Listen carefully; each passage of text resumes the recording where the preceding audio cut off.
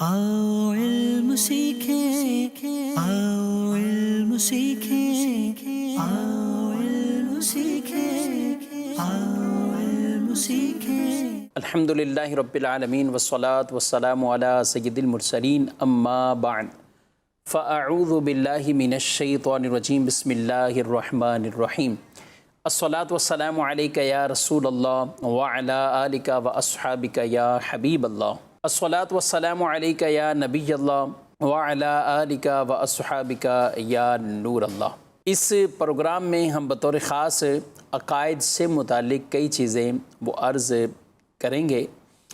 आज का हमारा ख़ास मौजू अल्लाह रब्बुल आलमीन तौहीद बारी ताला रब अज़्ज़ वजल के हवाले से एक बंदाए मोमिन अल्लाह के बारे में क्या अक़ायद रखे, अल्लाह रब्बुल आलमीन की ज़ात के बारे में, सिफ़ात के बारे में। क्योंकि जब भी अक़ायद बारी ताला के हवाले से गुफ्तगू होती है तो उसमें वजूद बारी ताला, उसमें तौहीद बारी ताला, सिफ़ात बारी ताला, इन चीज़ों का तज़किरा होता है। अल्लाह पाक की तौहीद यानी एक जानना और मानना कि रब एक है। सारे नबी जो दुनिया में तशरीफ़ लाए, जिनको अल्लाह ने मबूस किया, एक ही मकसद, और उन तमाम के लिए ये बात इरशाद फरमाई।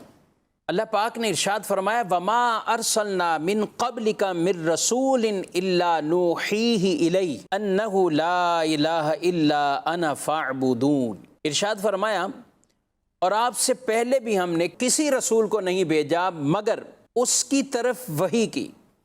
क्या वही फरमाते? उसकी तरफ वही ये की गई कि अल्लाह पाक ने इरशाद फरमाया कि मेरे सिवा कोई इबादत के लायक नहीं, कोई माबूद नहीं, बस मेरी इबादत करो। तो बंदगी अल्लाह के लिए, इबादत हमेशा अल्लाह की ज़ात के लिए। किसी दूसरे को अल्लाह के बराबर ज़ात, सिफ़ात या इबादत में जानना मानना ये शिर्क है। और रब तबारक व तआला को उसकी ज़ात और सिफ़ात में वाहिद यकता जानना, वो एक ही है, वो तन्हा है, वो अज़ली है, वो अबदी है, वो नींद और ऊँग से पाक है। वो रब तबारक व तआला तमाम चीज़ों का खालिक मालिक है। उसने सब को पैदा किया है, बकिया सब कुछ उसकी मखलूक है, वो खालिक है। ज़मीन आसमान को बनाने वाला, इस ज़मीन पर बड़े बड़े पहाड़ों को नस्ब करने वाला, ये बग़ैर पिलर के खड़े आसमान, चाँद और सूरज का तुलू गुरूब होना, रात और दिन का आना, मौसम का बदलना, ये सारी चीज़ें क्या है? ये बता रही हैं कि कोई एक तो वो हस्ती है जो ये पूरे निज़ाम कायनात को चला रहा है, और वही खुदा है, वही खुदा है।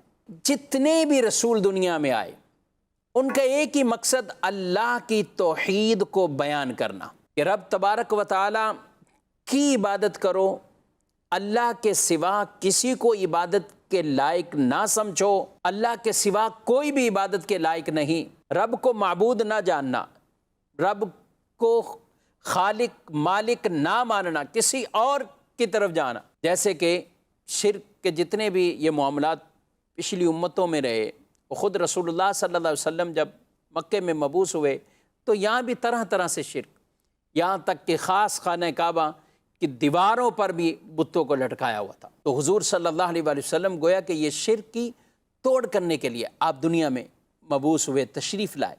और इससे पहले भी अम्बिया जो आए तो उनका ये सबसे बड़ा और अहम तरीन मकसद कि दुनिया से शिर्क का सफाया हो जाए, शिर्क से ये दुनिया पाक और साफ़ हो जाए, और शिर्क यहाँ से चला जाए। सिर्फ़ और सिर्फ अल्लाह वहदहू ला शरीक, उसी की ज़ात, उसी की इबादत और उसी को खालिक और मालिक, ये हर तरह का जो अक़ीदा है वो अल्लाह के लिए हो।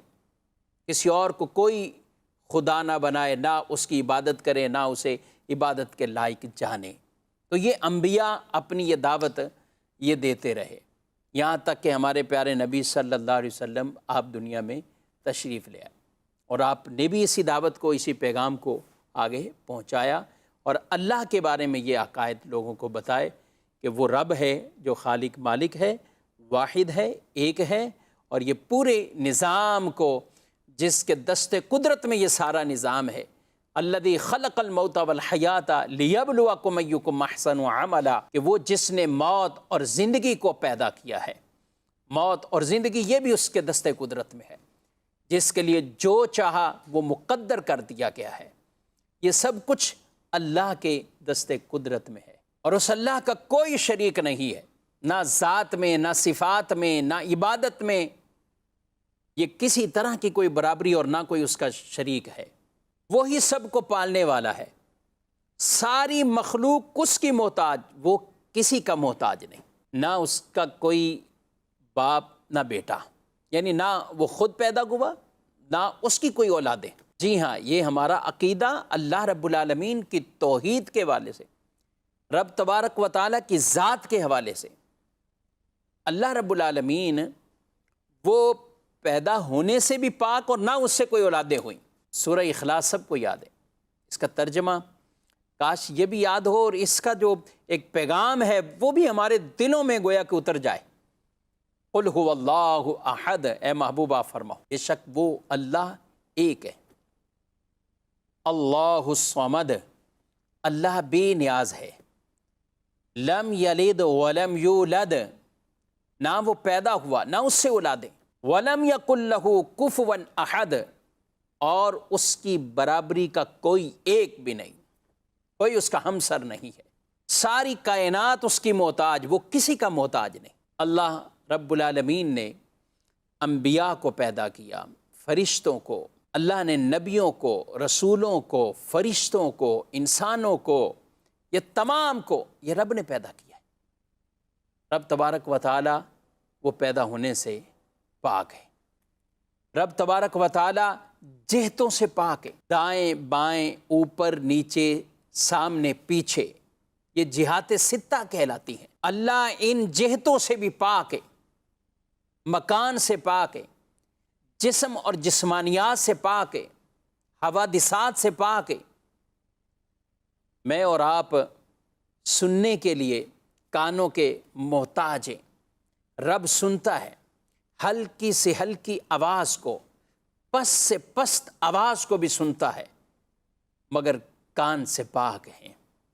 رب تبارک و تعالی دیکھتا ہے، میں اور آپ دیکھنے میں آنکھ کے محتاج ہیں، اور وہ بھی ایک محدود نظر تک ہم دیکھ سکتے ہیں۔ جو کچھ منظور یعنی جس کو دیکھا جا رہا ہے وہ بھی محدود۔ رب تبارک و تعالی آنکھوں سے پاک، مگر وہ ذرات، باریک سے باریک ذرات اور وہ چیزیں کہ جس کو دوربین بھی نہ دیکھ سکے، اللہ اسے بھی دیکھتا ہے۔ تم چاہے پہاڑوں میں، چٹانوں میں کہیں بیٹھ کر کوئی ایک نیکی بھی کرے گا، اللہ قیامت کے دن اس کو بھی لائے گا، اور کوئی برائی کرے گا اس کو بھی لائے گا۔ ایک ذرے کے برابر خیر وہ بھی آدمی دیکھے گا، ایک ذرے کے برابر شر تو وہ بھی قیامت کے دن آدمی دیکھے گا۔ سورہ لقمان کے اندر جب حضرت لقمان حکیم رضی اللہ عنہ نے اپنے بیٹے کو جو تلقین فرمائی، ان میں سب سے بنیادی اور پہلی تلقین جو کی گئی وہ شرک کے بارے میں، کہ اللہ کے ساتھ کسی کو شریک نہ ٹھہرانا۔